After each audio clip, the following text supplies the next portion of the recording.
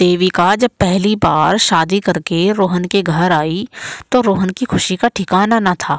उसकी सास ने भी पूरे ढोल धमाके से उसका स्वागत किया और पूरे मोहल्ले में अपनी बहू का बखान किया कि उसकी बहू से अच्छी किसी की भी बहू नहीं है।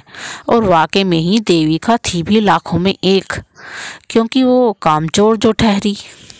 देवी, तुम्हारे बाल कितने उलझे हैं, कंघी क्यों नहीं करती? ये क्या बोले आप? देवी देवी ना बोले मुझे। अरे वो तो मैं प्यार से देविका को देवी बोल देता हूँ।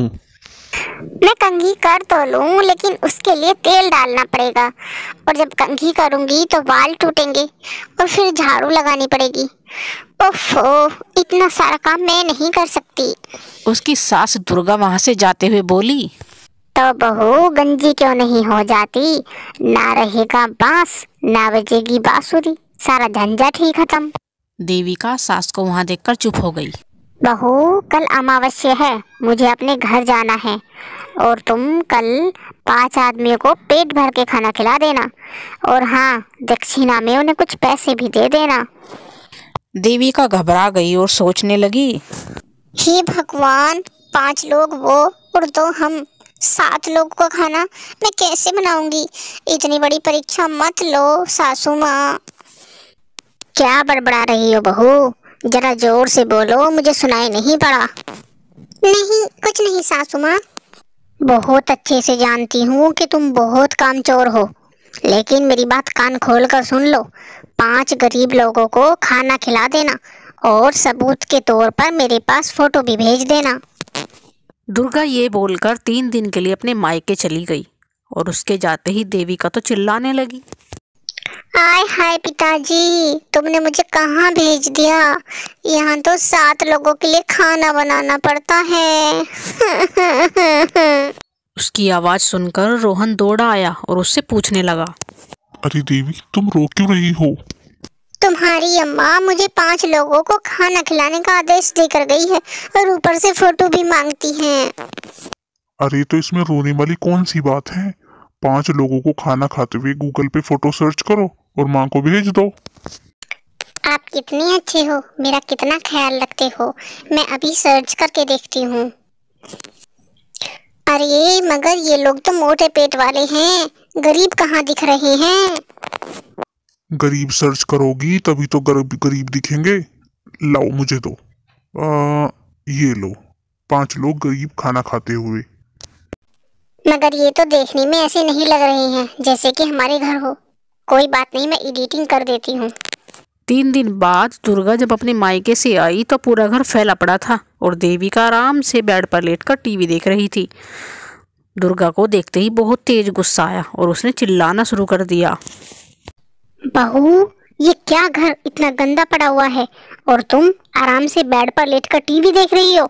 देविका अपनी सास की डांट सुनकर रोने लगी। माँ, आप भी आते ही शुरू हो गई। पता है आपको, कल से देवी की तबीयत बहुत खराब है। तू तो रहने ही दे नालायक, हमेशा उसी की ही साइड लेता है। मैं जानती हूँ तेरी पत्नी 1 नंबर की कामचोर है। ओहो माँ, देवी कामचोर नहीं है। कल उसने 5 लोगों को खाना खिलाया था। आपके पास फोटो खींचकर भेजा तो था। तू तो जोरू का गुलाम है।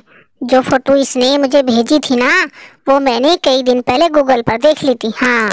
कुछ दिन बाद देविका की छोटी बहन मधु उसके पास उसे मिलने आई और बोली, देविका, तेरी ससुराल तो बहुत ही अच्छी है, मगर तू इतनी कामचोर है, भला यहाँ कैसे मैनेज कर लेती है? तभी रोहन अंदर आया और बोला, देवी, अपनी बहन के लिए तो कम से कम कुछ खाने को बना लो। देविका मन ही मन सोचने लगी, फिर से खाना बनाने की बात। अरे मैंने तो इन्हें नाश्ता भी नहीं दिया, ये खाने की बात कर रहे हैं। और चलो खाना तो बना भी लूं, लेकिन वे इतने सारे गंदे बर्तन, ना बाबा ना, उन्हें कौन साफ करेगा? अजी सुनिए, तो मैं सोच रही थी कि क्या खाना बनाने में समय बर्बाद करूं। आप बाजार से जाकर समोसे और कोल्ड ड्रिंक ले आओ, और कुछ डिस्पोजेबल भी ले आना। मुझे कुछ देर बहन से बात करने का टाइम भी। ठीक है, लाता हूँ। ये कहकर रोहन बाहर चला गया, लेकिन उसे कुछ सुनाई पड़ा तो वो वहीं खिड़की के पास खड़ा होकर उनकी बातें सुनने लगा। तेरे तो मजे हैं देविका, तेरे हस्बैंड तो तेरी एक आवाज सुनते ही दौड़े चले आए। एक तेरे जीजा है, एक बिना बात सुने। एक नंबर का उल्लू आदमी है वो। उसे अच्छे से पता है कि मैं कितनी बड़ी कामचोर हूँ, फिर भी मेरा हमेशा साथ देता है। मैंने अपनी उंगलियों पे नचा के रखा है उसको। हाँ।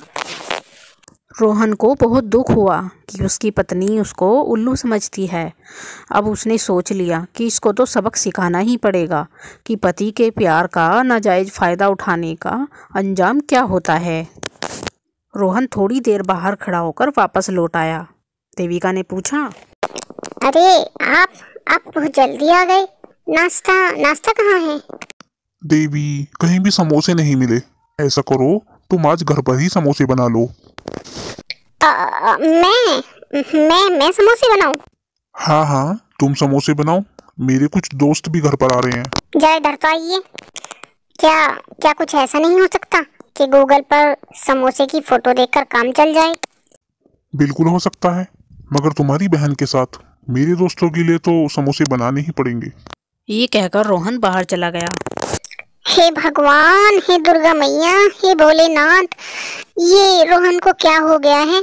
मुझसे समोसे बनाने को बोल रहे हैं। बताओ, ऐसा करती हूँ, ऑनलाइन ऑर्डर करके मंगा लेती हूँ, फिर सारा झंझट ही खत्म हो जाएगा। देविका ने ऑनलाइन समोसे मंगाए और बहन को खिलाकर विदा किया। आज आपको ऑफिस नहीं जाना है क्या? 9 बज गए, अब उठो भी। नहीं जाना, मैंने जॉब छोड़ दी है। जॉब छोड़ दी है? अरे, जॉब छोड़ दोगे तो फिर खाने को कहाँ से आएगा?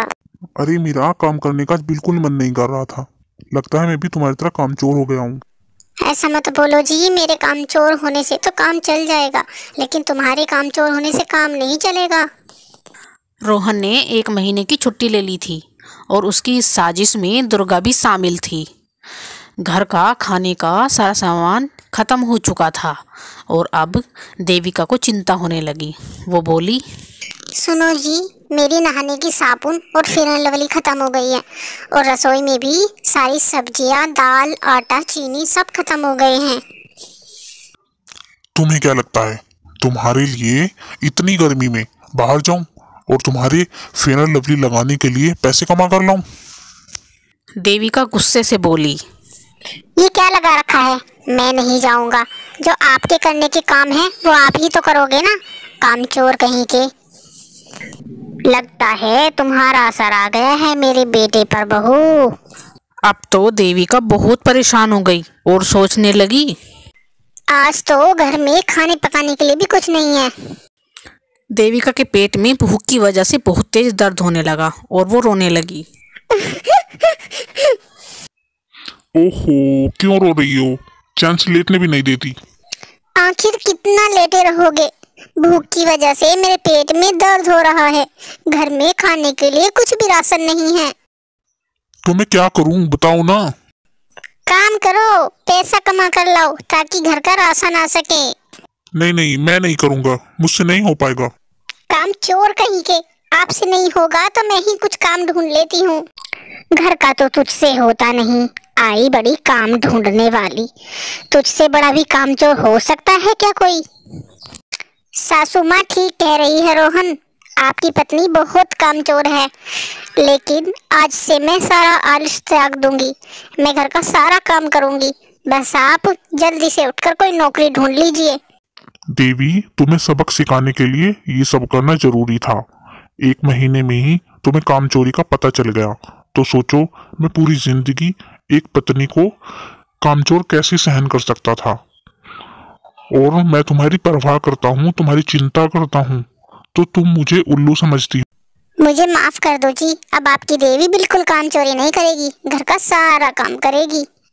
उस दिन के बाद देविका सुधर गई, घर का सारा काम करने लगी और उनका जीवन आनंदमय हो गया।